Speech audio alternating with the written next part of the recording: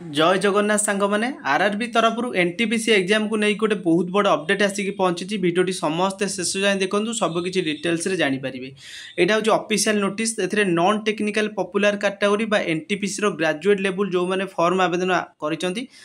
जानी 5 रु 23 जून पर्यंत एग्जाम आपण डिक्लेयर सरी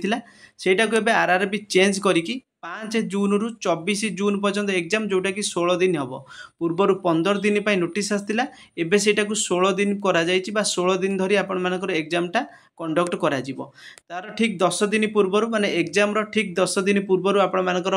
एप्लिकेशन सॉरी एडमिट कार्ड स्टेटस शो करिवो गोटे लिंक एक्टिवेशन होई जिवो ता सहित आपणकर एग्जाम रो ठीक 4 दिन पूर्वर जो दिन एग्जाम थिवो तार ठीक 4 दिन पूर्वर एडमिट कार्ड डाउनलोड ऑप्शन आपण मानकु शो करिवो आपण माने एडमिट कार्ड डाउनलोड करि परिबे मन रखिए पूर्वर जो एग्जाम डेट थिला सेटार गोटे दिन एक्सटेंड करा जायछि बा 23 जून रु 24 जून को करा जायछि तो आपण मानकर जेबे भी एडमिट कार्ड एक्टिव हे जिवो माने होची आपण मानकर पाखापाखि 25-26 तारिख बेलू को आपंकर एडमिट कार्ड स्टेटस टी निहाती भाव शो करने ऑप्शन आसीज तो से जाए आम चैनल को सब्सक्राइब कर रुहतु जितेबाला तार एडमिट कार्ड आसीज जे आप चेक करेंगे स्टेटस मुझे किपर चेक करी डायरेक्ट लिंक प्रोवाइड करदेवी तो चैनल को सब्सक्राइब कर रखी था निज सांगसाथी मानक शेयर करके जन दिंतु जे से एग्जाम गोटे दिन एक्सटेंड करा जायछि। Thanks for watching.